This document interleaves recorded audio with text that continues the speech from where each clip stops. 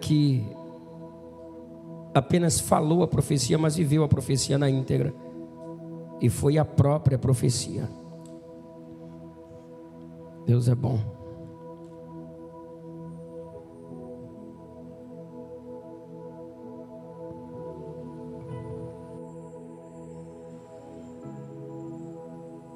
Localize o texto, por favor, Oséias, capítulo 1. Oséias, capítulo 1. É o primeiro dos 12 profetas menores. Logo aí, depois de Daniel. Livro do profeta Oséias, capítulo 1. Está escrito assim: palavra do Senhor que foi dita a Oséias. Dita a quem? Ih, você não está aqui não. Dita a quem? Filho de Beeri, nos dias de Uzias, Jotão, Acais, Ezequias, rei de Judá, e nos dias de Jeroboão, filho de Joás, rei de Israel. Versículo 2. O princípio da palavra do Senhor por Oséias disse: pois o Senhor a Oséias, vai, toma uma mulher de prostituições e filhos de prostituição, porque a terra se prostituiu, desviando-se do Senhor. Versículo 3. E foi-se e tomou a Gomer. Repita comigo: Gomer. Fale forte: Gomer, filha de Diblaim. E ela concebeu. Ele deu um filho. Coloca a mão no seu coração.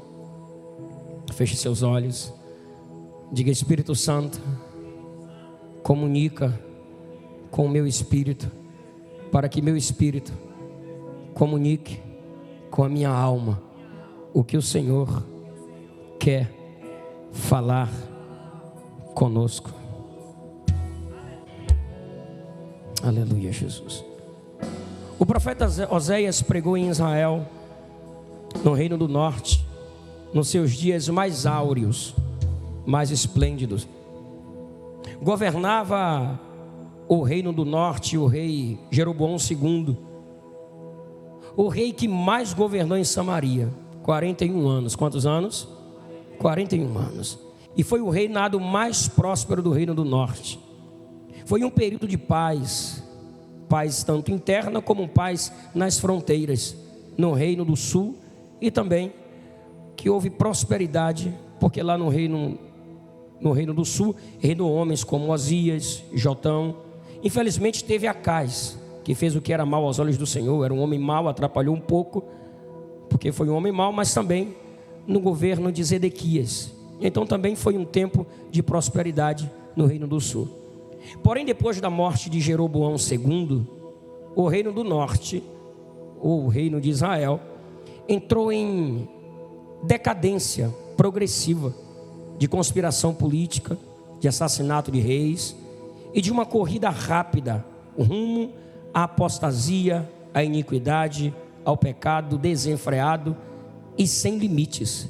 Nessa conjuntura, o reino do norte, diante da fragilidade política, econômica, diante do caos social e econômico também, moral e espiritual, o que reinava naquela nação era o pecado, era a apostasia. Então, com isso, eles buscaram socorro, ajuda estrangeira na Síria, no norte, e no Egito, ali no reino do sul.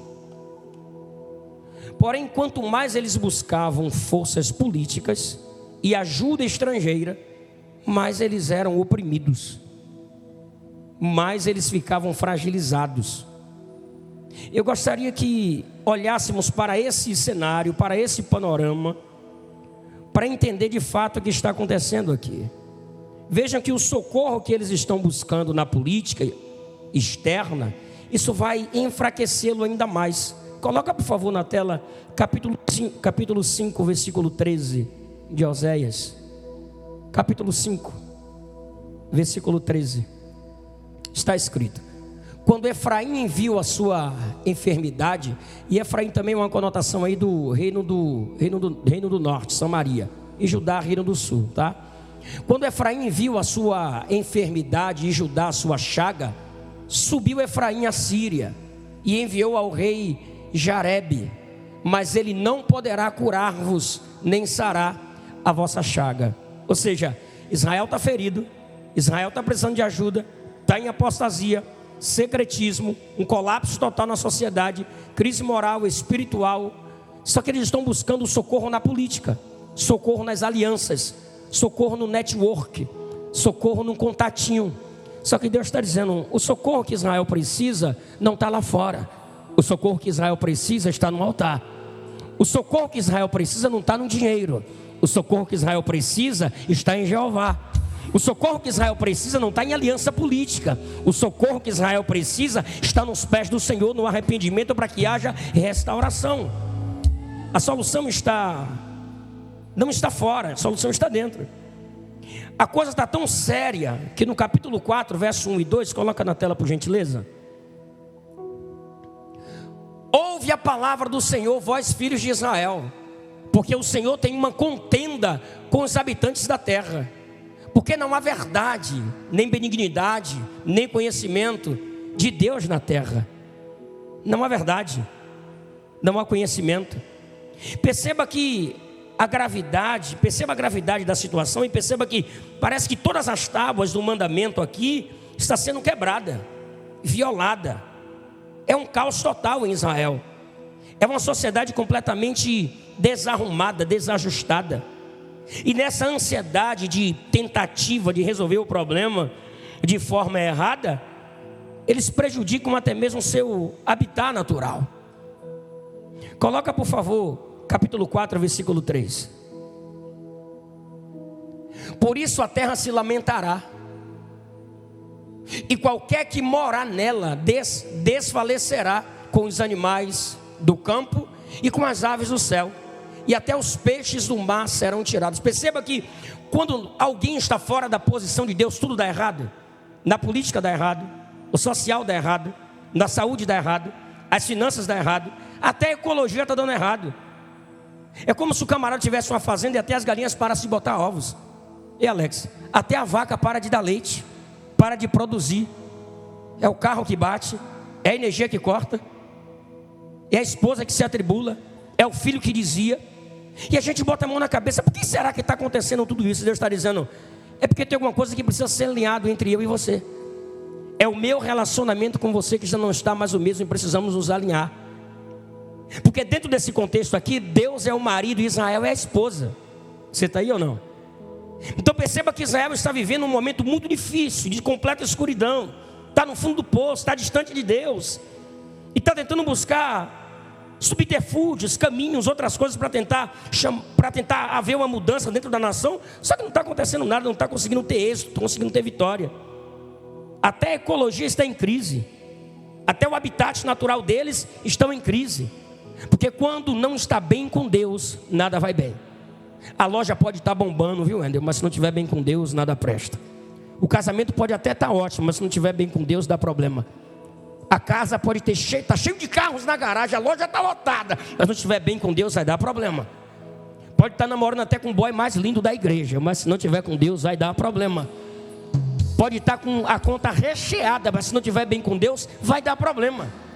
Ou seja, a prioridade é o meu relacionamento com Ele. E as demais coisas vai chegar. Acredite, a partir do momento que você começar a priorizar Deus, Deus irá priorizar você. Não precisa correr atrás das coisas, corre atrás de Deus. Se você tiver Jesus, as demais coisas já vai vir num combo. Vem junto. Quem tem Jesus tem paz. Alguém entendeu e levantou a mão. Quem tem Jesus tem prosperidade. Quem tem Jesus tem saúde. Quem tem Jesus tem porta aberta. E quem tem Jesus de vez em quando tem porta fechada também. Está tudo bem. E nós vamos continuar firme com Ele. Aleluia. Tenha paciência, porque hoje não é culto de poder, é ensino, tá? Que maravilha. Mas tem mais. O profeta vai denunciar que essa crise toda se dá por falta de sabedoria. Repita isso, falta de sabedoria. Não, você não está aqui, vambora. 1, 2, 3. Mais forte. 1, 2, 3. Falta de sabedoria e de conhecimento de Deus. Vejamos o capítulo 4, versículo 6, por favor. Põe na tela, hoje a gente vai passear um pouquinho na Bíblia. O meu povo foi destruído porque ele faltou conhecimento. Faltou o quê? Porque tu rejeitaste o conhecimento, também eu rejeitarei. Também eu te rejeitarei. Percebeu? Quando nós rejeitamos aquilo que Deus dá para nós, Deus também nos rejeita. Olha lá, também te rejeitarei. Para que não sejas sacerdote diante de mim, visto que te esqueceste da lei do teu Deus, também eu me esquecerei de teus filhos. Deus está dizendo, perguntando para mim, para você nessa noite: você está com amnésia? Se esqueceu dos nossos pactos? Se esqueceu da nossa aliança? Se esqueceu das nossas conversas, das nossas orações? Estou com tanta saudade de você às madrugadas. Eu tenho tanta saudade de você quando você subiu ao monte. Eu sinto saudade quando você adorava e se entregava tanto. Eu sinto saudade das suas lágrimas. Existem bilhões e bilhões de pessoas na terra, mas eu conheço o seu choro, a sua lágrima e até o som da sua oração. Eu estou com saudade, Israel. Aleluia. Falta de sabedoria. Então, quando falta sabedoria, o povo perece. O profeta denuncia também que falta de conhecimento de Deus. Porque assim, o que aquele que deveria ensinar parou de ensinar. Aqueles que são responsáveis em ensinar a palavra de Deus não estavam ensinando. O povo então perece por falta de conhecimento. Com todo carinho e respeito, diga para alguém que está do seu lado: quando você deixa de cumprir sua missão. Vai, cutuca alguém, diga: quando você deixa de cumprir sua missão, alguém perece. Fale forte, faça a sua parte, para ninguém perecer. Olha o capítulo 4, versículo 11. Ainda nessa questão, viu? A incontinência e o vinho e o mosto tiram a inteligência. Repita comigo: a embriaguez e o mosto tira a inteligência. Ainda nessa questão, preste atenção. A sensualidade, o vinho, o mosto tiram a inteligência. Ou seja, quem era para ensinar não está ensinando. E mesmo que se tivesse alguém que ensinasse, a pergunta que não quer calar: como ensinar um povo embriagado em suas paixões, em suas prioridades, em suas sensualidades, em suas ideologias e idolatrias? Como ensinar um povo embriagado? Quem trabalha aqui com alunos em alguma sala? Quem trabalha com alunos? Professor, tem algum professor aqui? Já tentou ensinar alguém bêbado? Já tentou instruir alguém embriagado? E essa embriaguez não fala literalmente de vinho. Essa embriaguez pode ser muitas coisas. Pode ser sua distração. O que é que te embriaga, que te impede de ter de fato a sabedoria de Deus, o conhecimento de Deus? Há momentos da vida que precisamos acordar. Até quando vai durar essa ressaca? Até quando nós vamos nos embriagar com um vinho que não provém do Senhor? Talvez o vinho da sensualidade, o vinho da avareza, o vinho do meu eu, das minhas concupiscências, das minhas ideologias, dos meus pensamentos, dos meus achismos. Qual é o vinho que te embriaga e que te seduz? Interessante que o vinho da idolatria também existe. E quando eu falo idolatria, por favor, quando eu falo idolatria, não é sobre quadros em paredes, ou imagens, estátua, não. Até porque um ídolo no coração é pior do que um ídolo na parede. Um ídolo no coração é pior do que um ídolo na parede. Tudo aquilo que ocupa o lugar de Deus, isso é um ídolo. A pergunta que não quer calar: o que é que está sentado no trono do nosso coração nessa noite? Dá uma olhada para dentro da gente mesmo. É tudo de ensino, tá, gente? É para achar. Olhe para dentro de você. O que é que de fato está sentadinho aí no seu trono do seu coração? Você consegue? Uma pergunta retórica. Pense, reflita. Por isso que um ídolo na parede, um ídolo no coração é pior do que um ídolo na parede. Essa frase Jesus me deu enquanto eu estava orando e meditando no texto. Você que gosta, se quiser anotar e depois me dar os créditos, você me dá. Onde está a minha prioridade, ali está o meu ídolo. onde está a minha prioridade, ali está o meu ídolo. Não estou dizendo para você parar de trabalhar não, tá? Nem estou dizendo para você abandonar sua esposa, seu marido e seus filhos. Mas tem gente que antes de ter filho era uma benção. Depois que o filho nasceu, bota uma coroa no filho, bota no altar e só falta acender vela e ajoelhar e rezar. O filho virou um ídolo. Olhe para mim. Depois que comprou o carro, alisa mais o carro do que a esposa. O carro virou um ídolo. Dentro do contexto evangélico, eu conheço pessoas que pregam que é uma bênção, mas a esposa nunca viaja com ele, é 30 dias de agenda, ele não congrega. E eu pergunto, será que o chamado dele virou o ídolo dele? Isso é perigoso. Onde está a minha prioridade, ali está o meu ídolo. Quer ver outra frase interessante? Aquilo que ocupa o trono do seu coração revela quem é o seu verdadeiro Deus. Coloquei até com D minúsculo aqui. Vou repetir. Aquilo que ocupa o trono do seu coração ou do meu coração revela quem é o seu verdadeiro Deus. A gente tem que ter muito cuidado para não se enganar. Senão daqui a pouco você vai estar dando mais tempo para o trabalho do que para Deus. Mais tempo para as vacas do que para Deus. Mais tempo para o carro do que para Deus. Mais tempo na academia do que para Deus. Mais tempo para o teu patrão do que para Deus. Se Ele te deu o ruá, que no hebraico é esse fôlego de vida ou espírito de vida, se Ele que rege a tua vida, se é Ele que abre porta, Ele que te dá saúde, Ele te deu família, te deu casa, te prosperou, por que a gente tem essa resistência em dar para Ele? A propósito, o evangelho não é para ganhar, o evangelho é para perder. Se você veio para o evangelho para ganhar, você está no lugar errado, sinto muito. Todas as pessoas que vieram para Jesus perderam alguma coisa. Lembra da mulher samaritana conversando com Jesus no poço? Jesus foi evangelizá-la e a primeira coisa que ele faz é: dá-me de beber. Eu sei que você veio pedir água para você, pegar água para você nesse poço, mas me dá primeiro. Lembra da viúva em Sarepta que Elias chegou naquele lugar, ela só tinha um pouquinho de graveto, aquela farinha, ia fazer só um bolo para comer e fazer a última refeição com seu filho. E Elias diz: não, evangelho não é para ganhar, evangelho é para perder, faz primeiro para mim. Então, quando nós entendermos essa perspectiva, essa visão, entender de fato que Deus é a minha prioridade, se eu priorizar Deus, Deus me prioriza e vai fazer com que evite muitas crises na minha vida, acaba o problema. Viver em comunidade, em comunhão é simples, quem complica somos nós. Viver a palavra é simples, quem complica somos nós. O evangelho é simples, quem complica somos nós. Diga para alguém do seu lado: você está aí? Pai, pergunta: você está aí? Ai, é tão interessante isso aqui. Vai apertar só um pouquinho, só um pouquinho.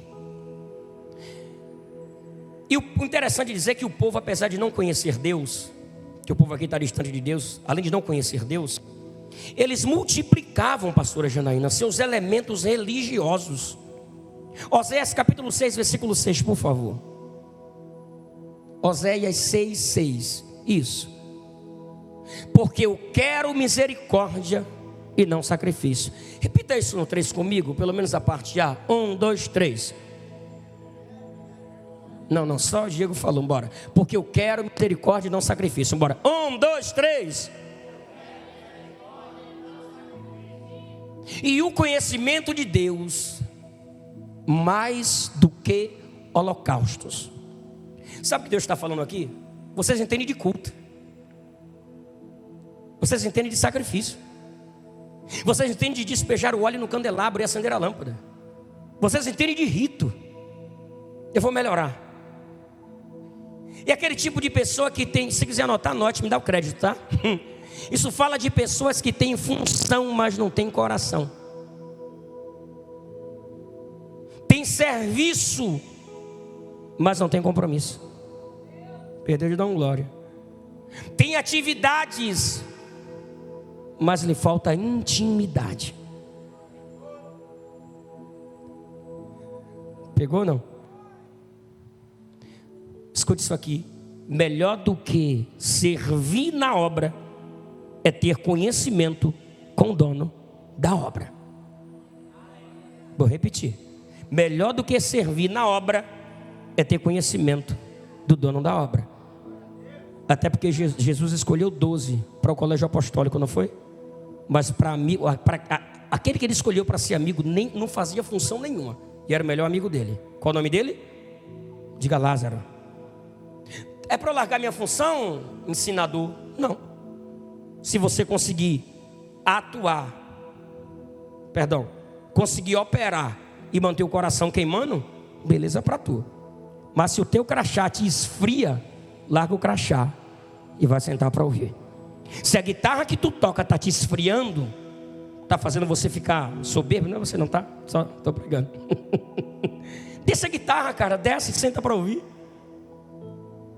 Se botar um crachá e te deixar na portaria, faz você esquecer do altar, não ter relacionamento com ele, do que adianta? Pega esse crachá e quebra, pega esse terno, essa gravata, essa credencial, joga no lixo. Porque em Oséias 6,6 Deus está dizendo, pode um texto por favor. Oséias 6,6. Porque eu quero misericórdia e não sacrifício, e o conhecimento de Deus mais do que o holocausto.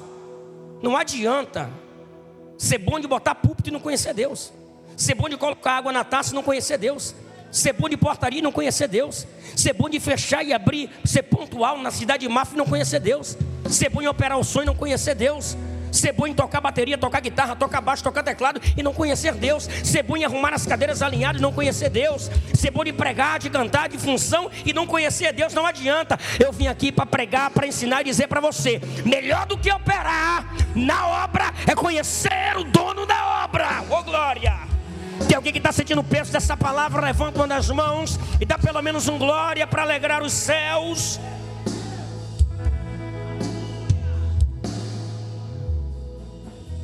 E tem mais, Oséias capítulo 6 versículo 1. Põe na tela por favor.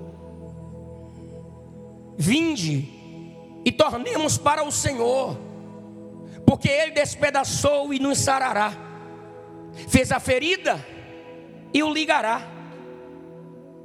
Ou seja, irmãos, quando a coisa aperta a gente corre para Deus,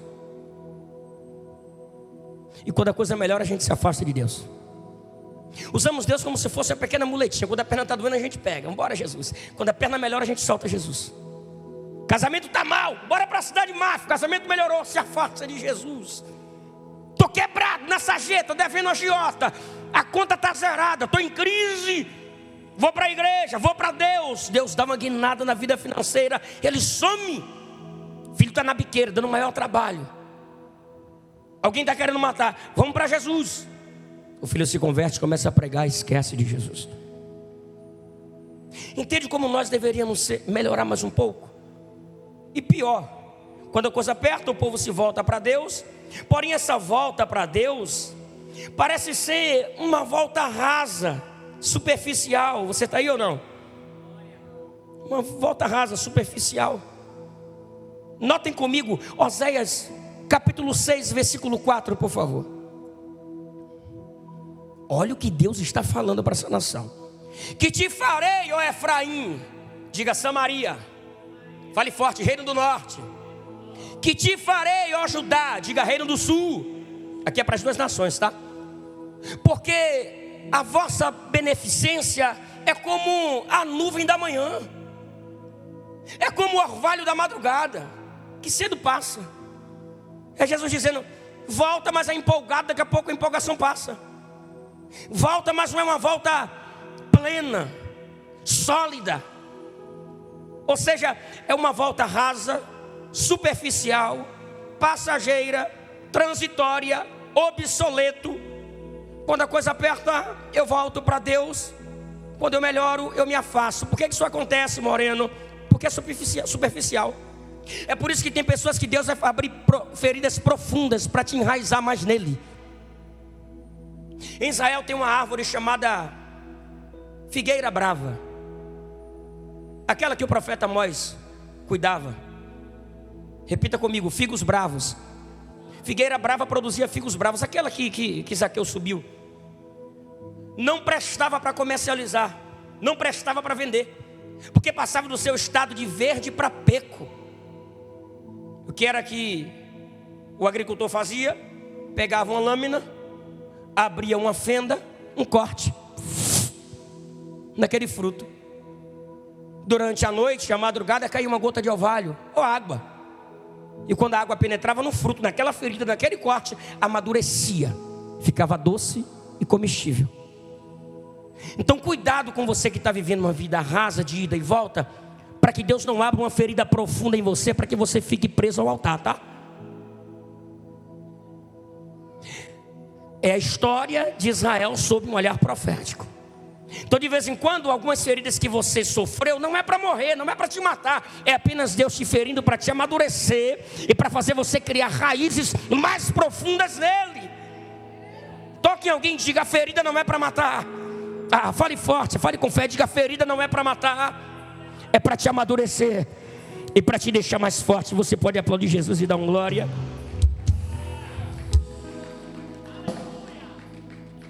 Ainda nesse trocadilho de empolgação, de volta rasa, que vai e vem, não sabe onde fica. Israel está vivendo isso, especificamente Reino do Norte, Samaria. Existe uma frase muito célebre de Charles Haddon Spurgeon, o príncipe dos pregadores. Eu fiz questão de anotar para trazer hoje à noite. Os convertidos que nascem emocionados morrem quando a emoção acaba. Eu já vi tanta gente que começou bem, cara, era um exemplo tão pontual, um aferidor de medidas. Alguém olhava assim: rapaz, que obreirão, que pastorzão, que servo. Hoje, cuidado com a falta de constância. Independente da tempestade, independente do que aconteça, pode chover canivete, chover pedra, a igreja continua viva, firme, em pé. Levanta os escudos, levanta a espada. A igreja não vai parar, a igreja está na marcha. Levanta a cabeça, cidade máfia. Nenhum vento, nenhuma pedrada, nenhuma afronta, nem enfermidade, nem nudez, nem falta de dinheiro, que nos separará do amor de Cristo. A igreja continua focada na massa, embaixo de uma promessa. Não vai haver inconstância, não vai haver oscilação. Está todo mundo na mesma frequência, focado na profecia, na palavra que foi liberada para essa igreja. Se tu acredita, não levanta a mão, não levanta as duas. É muita profecia para pouca mão levantada. Eu não vim aqui para entregar meia mensagem, eu vim entregar a mensagem inteira. Então abre a tua boca e por 5 segundos enche essa casa de glória. Quem tem? 5, 4, 3, 2, 1. Levanta as mãos para o céu. Quem inventou esse negócio de levantar a mão não foi eu não, foi Davi. Está escrito: levantai as mãos no santuário e bendizei ao nome do Senhor.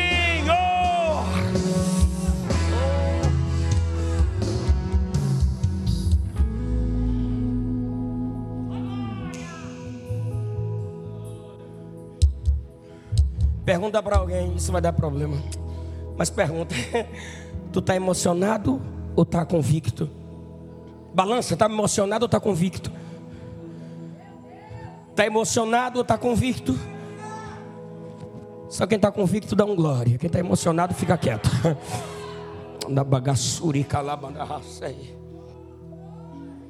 Mas tem mais. Olha o mudanismo dentro desse povo. Oséias 7:8. Já estou acabando. Efraim com os povos se mistura. Repito, Efraim é uma conotação do Reino do Norte. Efraim é um bolo, outras traduções está pão. Efraim é um bolo que não foi virado. Diga: bolo que não foi virado. Efraim com os povos se mistura e Efraim é um pão que não foi virado. Tem a figura de um padeiro aqui. Você consegue, imagine você fazendo um pão na chapa pela manhã para tomar aquele café. Quem vai fazer um pão misto sabe que tem que assar os dois lados, sim ou não? O que Deus está falando aqui é dizendo assim: ó, Efraim, Reino do Norte, Samaria, o meu povo é como um pão queimado.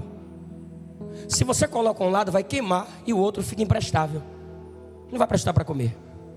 É assim que está o povo de Israel. Tem a figura de um padeiro aqui. Imagine que a nação se mistura com os povos pagãos, e o pão que não foi virado, se você não vira para preparar esse pão na chapa, de um lado fica queimado e o outro lado fica imprestável. Essa semana eu fui tomar um café no hotel, o pão estava horrível. Eu falei, a nóia da chapa está dentro do pão, parecendo que seria eu com bombril. Mas eu falei com educação, com carinho, toma. O pão estava imprestável. Assim é Israel. Eu não vim pregar para pão que é imprestável, não. Eu vim pregar para pão que é comestível, para pão que foi amassado, que foi assado, pronto, preparado para alimentar outras pessoas. Você, essa qualidade de pão, então dá um glória. É inútil, não serve para ser consumido. Assim estava o povo de Deus, de um lado queimado por suas paixões, e do outro lado inútil para ser usado por Deus. Oséias 9:9. Olha o nível de pecado. Vai além.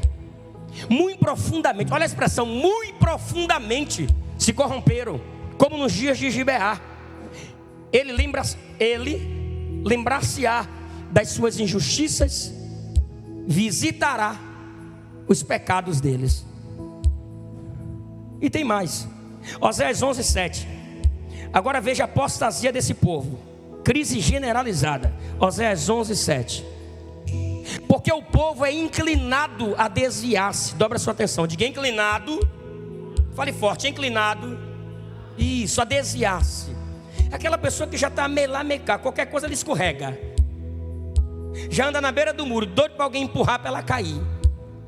Quando vê o pecado, eu estou aqui, viu? Fica flertando. Inclinado. Olha lá. Porque o meu povo é inclinado a desviar-se de mim. Bem que clamam ao Altíssimo, nenhum deles o exalta. É um povo que é facilmente atraído para cair, inclinado a cair. E quando chama para clamar para perto, eles resistem, não quer. Essa é a condição do povo de Israel. O povo é inclinado a afastar-se de Deus, e quando é convidado a se voltar para Deus, não faz. Eles estão rendidos aos ídolos. Confira comigo Oséias 13:2. Olha a situação dessa nação. E agora multiplicaram pecados, e da sua prata fizeram uma imagem de fundição, ídolos segundo o seu entendimento, todos obra de artifícios, dos quais dizem os homens que sacrificam Benjamim os bezerros. Ou seja, a situação da nação não está boa. Deus havia enviado diversos profetas, eles haviam matado os profetas, Diego. Amarrava os profetas, zombava dos profetas, destruía os profetas. Nação impetuosa, coração duro, falando, mas parece que eles não ouvem. Agora Deus vai levantar Oséias. Como é o nome dele? Não apenas para pregar a mensagem, mas para viver a mensagem. Não apenas para entregar uma profecia, mas para viver essa profecia na íntegra, tá? A verdade é que pregar é fácil, pregar convence, mas é o exemplo que arrasta. É por isso que de vez em quando Deus vai fazer você viver a profecia. Tem um tema de um livro para sair que é Só me resta orar. E o que é que nós estamos fazendo? Só nos resta orar. Foi pregado muito aqui pelo nosso pastor a história de Israel sob um olhar profético. A vida dele é uma profecia. A família dele é uma profecia. A vida dele é uma profecia. A vida dele, a família dele, as promessas da igreja estão embaixo, no completo controle do próprio Deus. Oséias, na verdade, não vai entregar uma profecia. Oséias vai ser a própria profecia. O profeta vai encarnar a mensagem que precisa ser transmitida para a nação. Mas Deus dizendo, já que todos que eu enviei eles mataram, eu vou levar um para ser a própria profecia, para ver se eles não matam a profecia. Na linguagem do veterotestamentário, Deus é o marido. Repita comigo, Deus é o marido, Israel é a esposa. Fale de novo para ficar gravado no seu córtex cerebral, vá. Repita comigo, Deus é é o marido. Israel, a nação, é a esposa. Mas a esposa é infiel. E o marido a ama. O marido investe nela, cuida dela, traz presentes, provisão para ela. O marido fez de tudo por ela. Isso é Deus com a nação de Israel. Deus é apaixonado por Israel. E para mim, ao término do estudo desse texto aqui, desse livro, eu descobri que essa é a maior declaração de amor para Israel.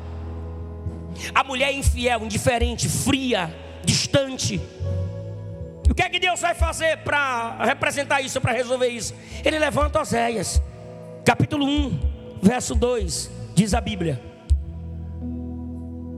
Verso 2: o princípio da palavra do Senhor por Oséias. Disse, pois, o Senhor a Oséias: vai, toma uma mulher de prostituições e filhos de prostituição, porque a terra se prostituiu, desviando-se do Senhor. Ele diz: Oséias, eu vou fazer você sentir na pele o que eu estou sentindo. Eu vou fazer você chorar como eu estou chorando.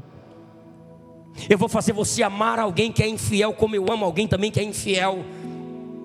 É Deus dizendo: Oséias, você foi chamado diferente, você vai sofrer mais um pouco, mas é que é para que essa nação entenda qual é a mensagem que eu quero levar, porque não estão entendendo, não estão ouvindo, não estão enxergando. Então, para que uma nação inteira entenda uma mensagem, alguém vai ter que sofrer. De repente algumas coisas vão acontecer com a gente, com o marido, com a esposa, com o filho, até com você mesma. E você se pergunta a Deus: por que isso está acontecendo? Deus, não é para provar você, já provei seu coração, sei que você é fiel. É só para que os corações à sua volta sejam revelados. Porque no momento difícil os corações se revelam. Quem gosta de você vai dar um jeito de ajudar, quem não gosta vai fazer cara de paisagem. E aí você vai descobrir que eles não te amam, amam apenas aquilo que você pode proporcionar. E Deus diz: Oséias, você vai sofrer mais um pouquinho, mas eu preciso de você, Oséias. Você não vai pregar, você vai viver, Oséias. Você vai ser a pregação. É muito lindo que a pastora Janaína não é nem de pegar no microfone, mas ela é a pregação. Ela é a profecia. Tem gente que nem tem cargo, nem tem credencial, mas é exemplo no trabalho, é exemplo na faculdade. Vou melhorar, é profecia no trabalho. Levanta a sua mão. Seja uma profecia no seu trabalho, seja uma profecia na sua faculdade, seja uma profecia no colégio, seja uma profecia dentro do buzu, seja uma profecia lá dentro da academia, seja uma profecia no hospital, a sua família, a sua casa, seus filhos. Você é a profecia materializada sobre a terra, para que Deus faça com que Itabuna, uma nação, entenda a mensagem que Ele está querendo enviar para o seu povo. Dá um glória aí. Diz a Bíblia que Oséias se casa com Gomer.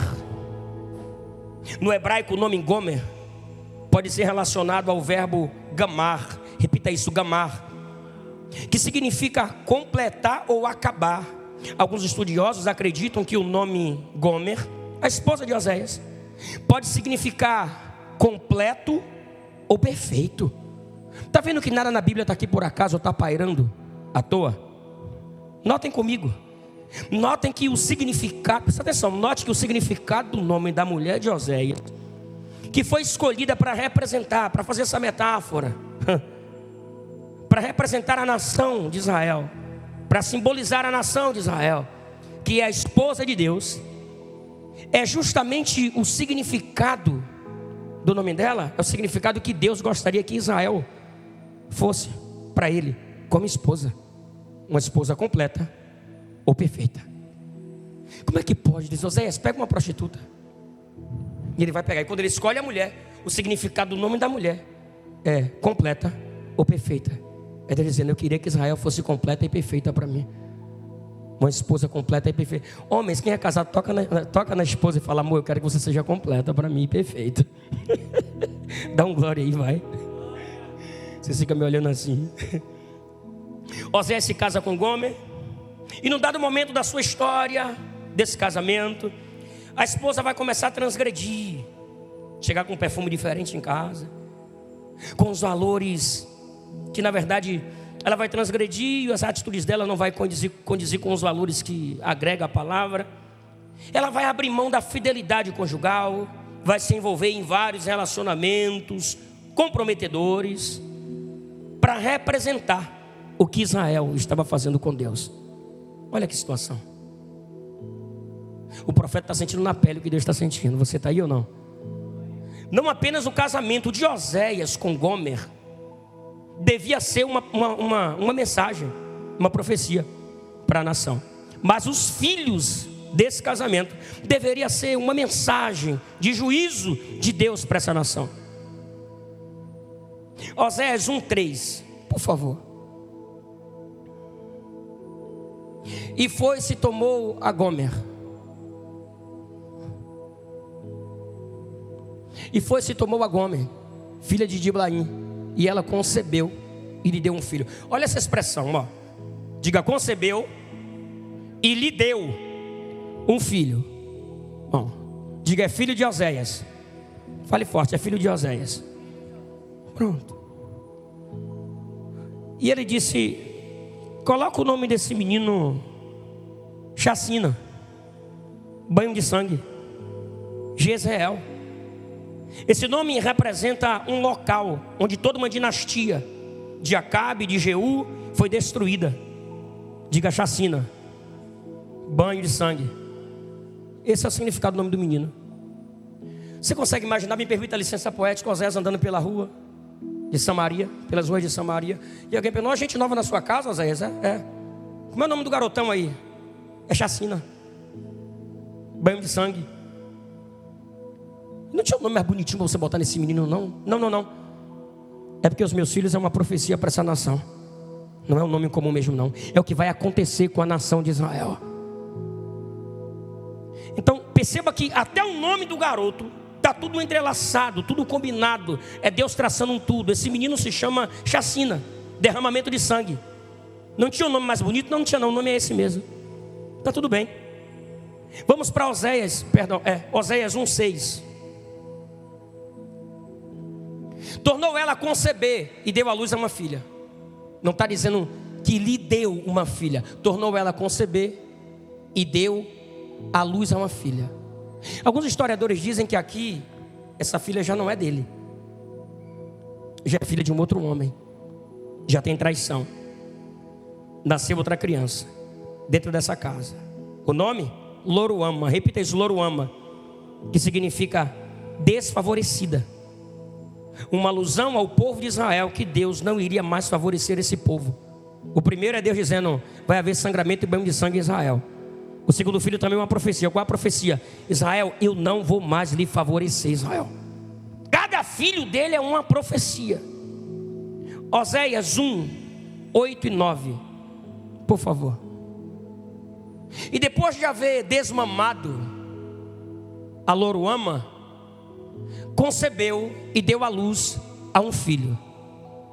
Esse de fato não é de Oséias. O 9, põe o 9 agora. E ele disse: põe o nome de Loami, porque vós não sois meu povo, nem eu serei o vosso Deus. Loami significa não meu povo, não meu filho.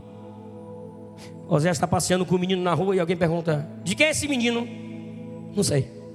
Não é meu filho, não é meu povo, não é meu sangue. E de fato aquela mulher já tinha traído ele, aquele filho não era dele. Justamente para representar Deus dizendo para Israel: Israel, você pecou tanto que você não é meu povo, você não é o meu filho. Às vezes está a essa altura, já sabia que aquele filho não era dele, simbolizando Israel que já não mais era povo de Deus. Está claro ou não, gente?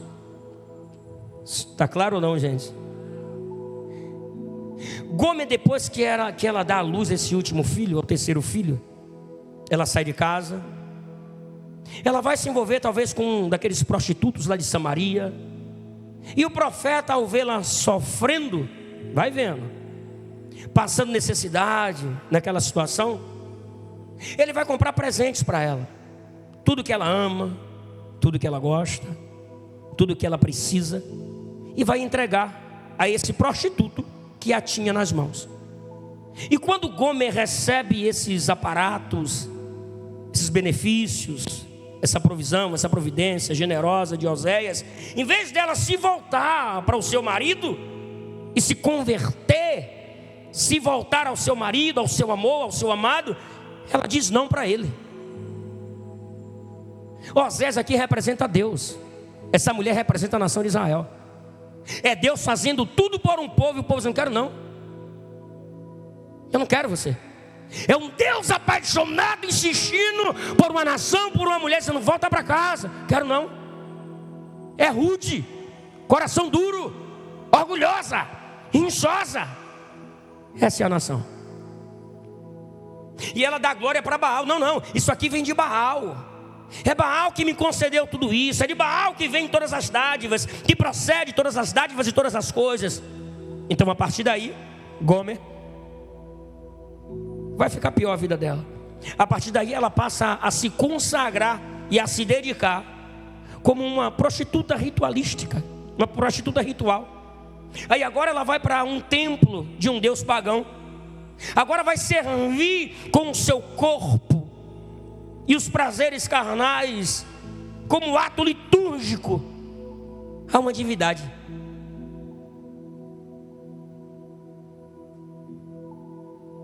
E o profeta Oséias, abandonado, ridicularizado, humilhado, e a sua mulher rendida às mais toscas prostituições. Que vida desse profeta, né? Esse é o casamento de Deus com Israel. Às vezes Deus só pede para a gente cultuar e a gente não vem. Imagina se Deus pedisse um negócio desse que pediu para Oséias.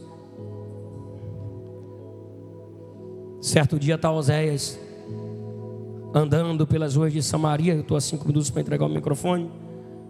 Até que um dia Oséias andando pelas ruas de Samaria, pasmo, perplexo, ele se depara com uma cena inusitada, Beatriz.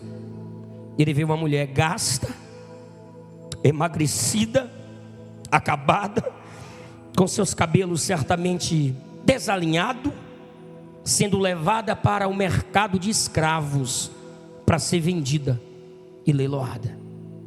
E quando Oséias vê aquela cena, ele olha aquilo, ele olha mais perto e percebe que é a sua esposa. É Deus quando olha para a nação de Israel e vê ela rendida à idolatria, ao pecado, a Baal, a Azera, a Astarote, a prostituição, a bebida, ao vinho. Fica desfigurada. E Oséias está vendo assim. E tu pensas que Oséias chutou? Brigou? Isso é pouco, tá vendo? Me largou? Tá na sarjeta. Não. Capítulo 3, por favor.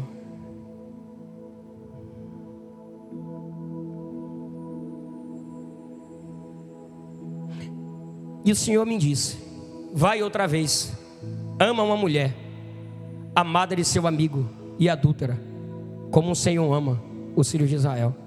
Embora eles olhem para outros deuses e amem os bolos de uvas. Sabe o que Oséias fez? Estava todo mundo leiloando: eu dou tanto nessa escrava, eu dou tanto. Aí Oséias disse assim: eu dou 15 peças de prata e 1 homem e meio de cevada. Aceitaram a proposta de Oséias. Oséias pagou por sua esposa, toda desmantelada, magra, cabelo lá em cima, toda esbagaçada. Ninguém queria. Oséias disse: eu quero. Eu imagino que Oséias era muito conhecido como profeta naquela ação, abaixo da realeza. Era uma pessoa que acessava todos os ambientes. Eu imagino a plateia olhando para Oséias e dizendo: agora ele vai acabar com a vida dela, agora ele vai lavar a honra dela, agora ele vai dar o troco. Oséias paga, resgata, isso aponta para a cruz, quando Deus deu o seu próprio filho pagando um preço para salvar você, para me salvar da cruz do Calvário, para que hoje nós pudéssemos estar aqui cultuando. Eu pago. Ele paga, resgata, e sabe o que ele fez? Abraçou aquela mulher. Ele disse: eu te amo, amada minha. Cheirou, beijou, abraçou, fez ela se sentir amparada, acolhida e perdoou.